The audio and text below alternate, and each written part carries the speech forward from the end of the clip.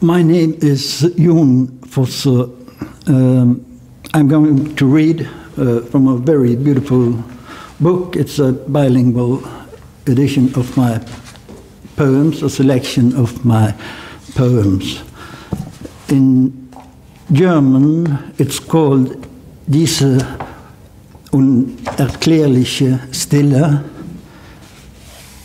The Norwegian title is Denne, uforklarlege, Stille. I have been a writer for quite many years by now. This morning I thought about the first poem I'm going to read, I most likely wrote almost 40 years ago. All the collections I've published with poems are represented in this selection. I've written, or I'm the most well-known as a playwright, but my plays are also, in a way, poems. I like to quote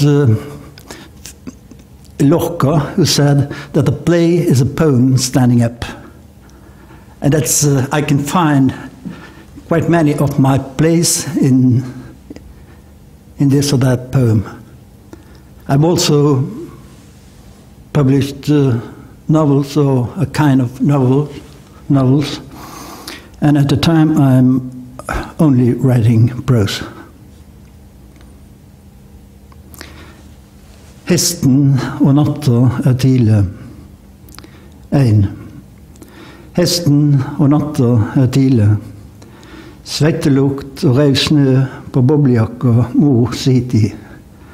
Jeg har druer i munnen, en mann snakker, høye brøytekanter.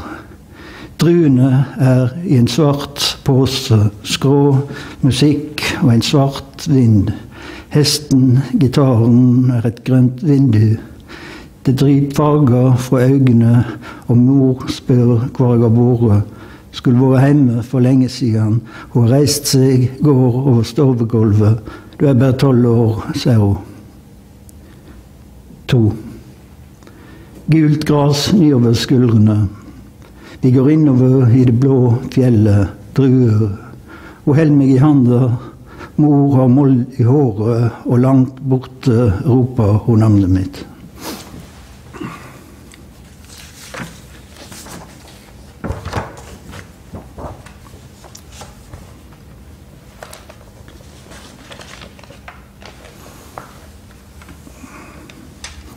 Snøen var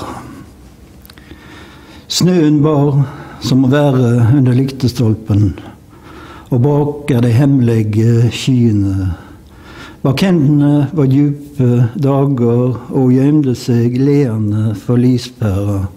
Om høsten, vinteren, kjenne tunga i munnen, være helt ung, lilla, og lyktestolpen, snøen. 2. Oske ligger utover snøen, mellom snø og regn. Gjennom brent papir og rester og smelta plastbytter skimter hun en engel som kysste henne på fingertuppene.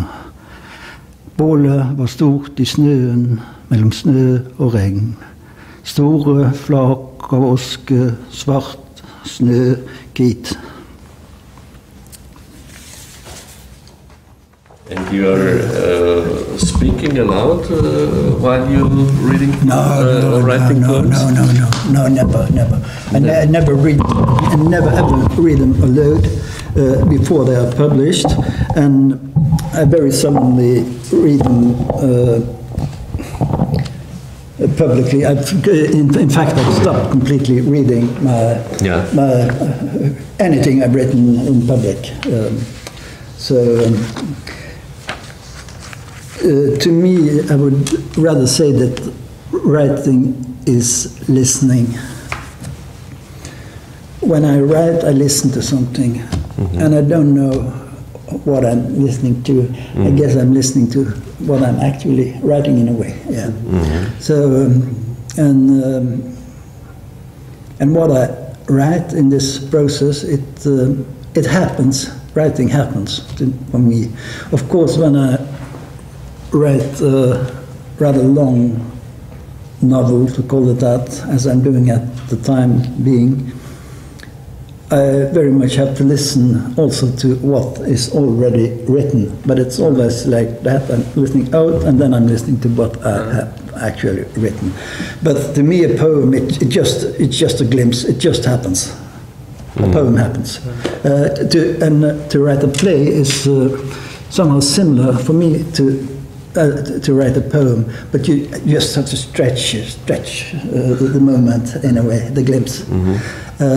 But to write prose, that's something else. Then, I don't know. It's something different.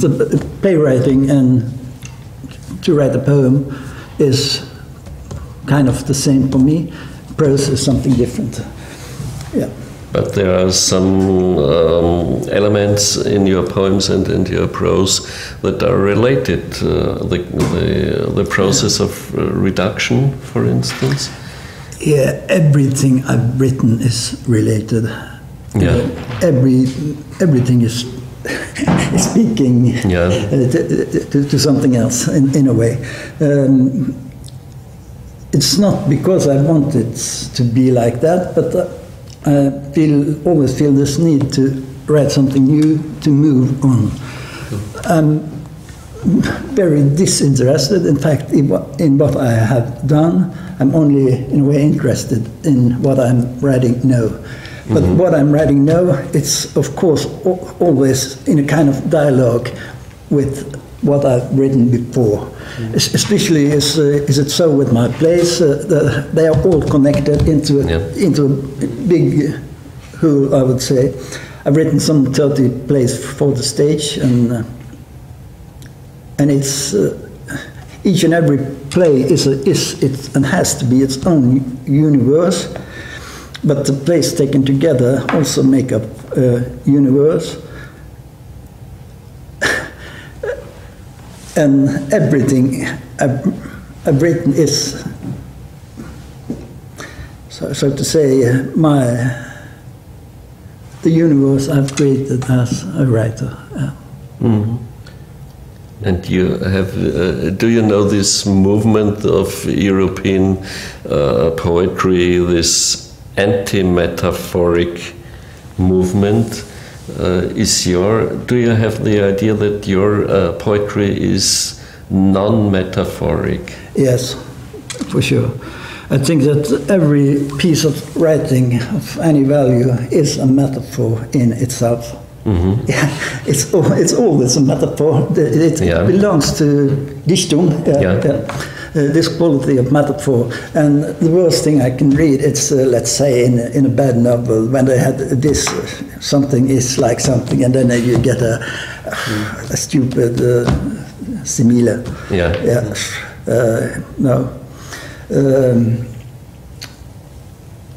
At the same time, the picture, everything you write, or at least what I write, is in a way a picture. As said, and in that sense, it's of course a metaphor.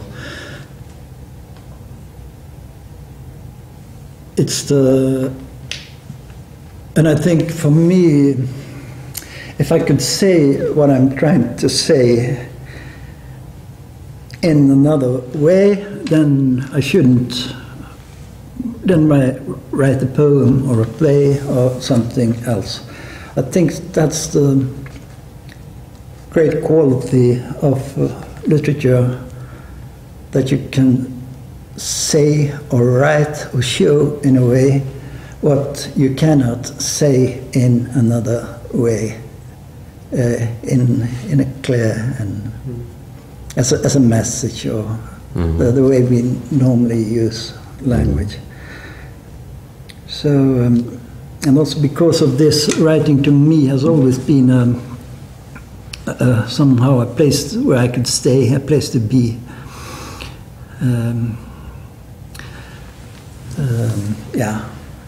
It gives a kind of shelter to me. Yeah. But there is there is a kind of, I think, a kind of message, because in most of your poems you can find a kind of turning point from more or less realistic description to a kind of awareness of entirety of the whole. Yeah. And this is in almost every of your poems, each of your poems. I think I'm quite sure that there's a message in my writing, in the poems, in everything. If there isn't a message, then it in a way would be of no value. But I cannot tell you what the message is. I'm listening for it myself. If I can try to say what this or that poem means, but that's just an interpretation, perhaps less of value than your interpretation. I've met some people who have read my things of me or who are studying my writing, and they know a lot about my writing that I don't know myself. So if you intend to tell something, then you're telling just that. Yeah. Yeah, and that's bad writing. Yeah. For me, there are always two poles in your writing. What's here, so what's present, and something that is not here. Yeah. And then there you sometimes this notion of, or not notion, is always less than a notion, but more than a word is this movement that interlinks the two, maybe. Yeah, it could be this doubleness. I think it goes for the poems as, once again, it goes even for the plays and for all of it, I would say. But when I'm writing for the theater, then I can use the pauses, the silence a lot. In a poet, it's very, you cannot use the silence in a way, even if what you try to, in a sense, to achieve is silence, as simple as that. You have to use words and words. And a way to reuse words and words, it's of course to repeat them. To make them escape in a way, get rid of them. There's another, by reading, colors appear in almost every second poem, and I wonder what they are for you, because for me they are so. They create an own language in between all these poems because they stick to different words, and then the things and the words become colors, and then at the same time they have a known meaning, maybe something that is not present but present. It's very hard for me to tell. I often think of my writing as a kind of music. That's a perspective I can use. Another perspective I could use is that I'm writing I'm a kind of painter, and in it's just like in a picture. Everything has to be right, exactly right, and so it's also in my writing this position that it has to be just like. Like that, otherwise it's nothing. And when I was young, very young, I tried also to paint, and I played a lot of guitar, and I was searching for something, and I ended up with writing. But even if I used to remember what I saw very well. I have quite a collection of, you could say, still pictures from life. A man sitting just like this, or some hues in the rain, or like that. So. In a way, I think as a person, I'm rather visual in a way. And I'm also a musical person, but I was a horrible musician. And I wasn't that horrible as a painter. I could even, when I was at I could easily make a drawing of your face, for instance. So I had this ability to make this mimetic ability as a visual when I was tried to make pictures. But I understood that I couldn't.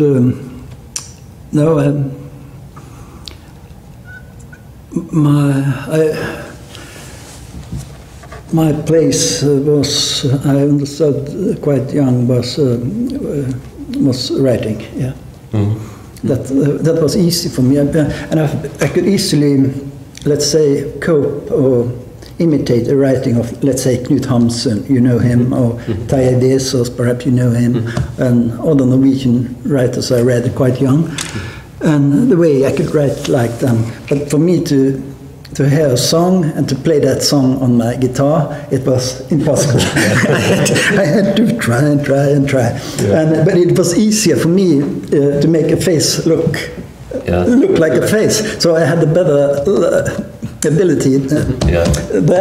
But I think the basic talent has something to do with a kind of mimetic ability, and because as a writer, in the end, you need to look like, I would say, to write like no one else, just in your own way.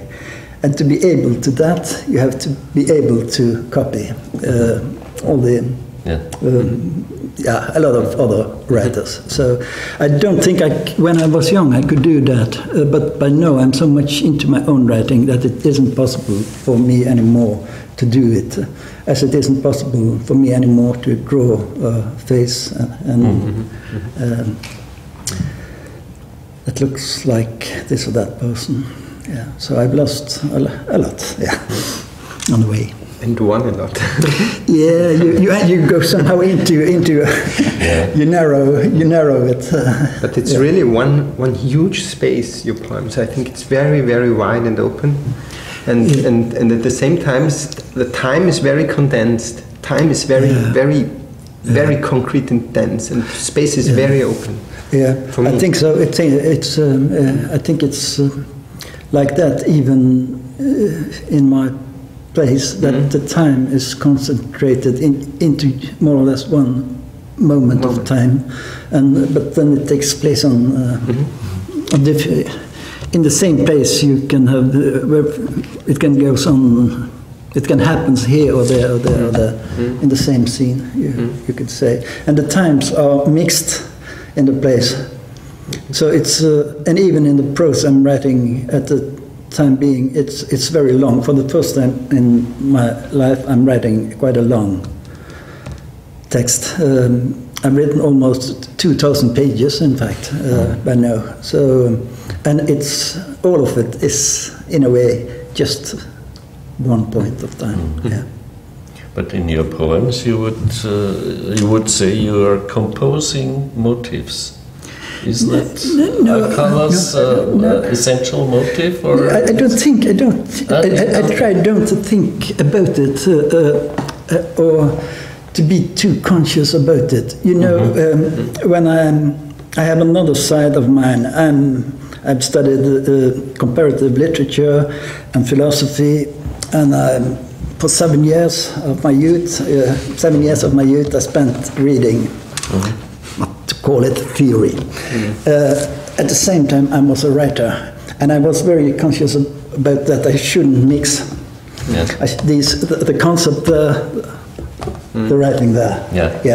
So a collection of a selection of my essays will be published in German in not so long a time. In fact, by a publisher here in Vienna, Theoria plus Kant. Theoria und Kant. Theoria und Kant. Fine. Yeah. So, but I stopped writing essays or theoretical things. I had one in the 80s. I wrote quite a lot, And then I wrote something in the 90s, and I published 2 collections of essays in Norway, 89 and 99. And after that, I just decided to stop writing also this kind of prose, this essayistic kind of prose. So by now, I'm just writing only literature, I would say, and of course, emails and stuff like that, as all of us. But what I publish is only literature, I would say. My essays are also, in a way, literature. Of course, they have been published now also in English and in Swedish, and the reviewers keep saying that they look like. What I've read by me before, there's no main difference, even when it comes to the essays. So I don't know. But this consciousness, there's if you have the writers who plan a lot and you do a lot of research and stuff like that. I prefer not to do it. Just to let the writing happen. By listening, and then listen my way through it. So but people keep asking me, what does this or that mean? Why this or why that? I have no answer. It's just so. There's one line in one of your poems, and this shows an open end in the German translation. It's denn das Gesagte ist immer das Gegenteil. Yeah. I think it's it's a bit like that. Good point. It's a bit like that. Yeah. It's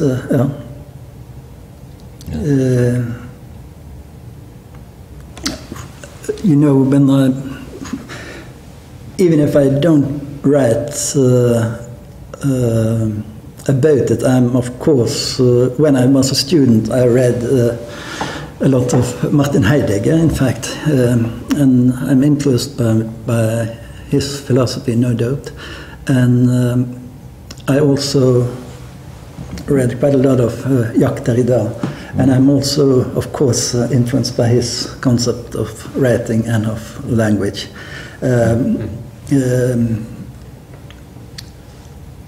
Yeah, you can. It's the. I cannot deny that. And even Wittgenstein too was one of my. As a student, as a young man, he was also one of my major favorites. So I think if you are looking for influences on my writing, I think it's you can find. It's better to look to philosophers than to writers, I would say. And these 3 mentioned are, to me, the most important. Yeah. And of course, on another level, Meister Eckhart. He's the biggest influence, intellectual influence on me, I would say. This is the point of silence. The view of silence. So, thank you very much. And then I would thank you very much for having the time and energy to record. Wonderful. Very sense. And it was very good to hear also the poems in your language that is so smooth and tender and musical. I think. I feel that perhaps when I read the poem, it becomes, in a way, too personal almost. So in a way I dislike it, especially before an audience. I had to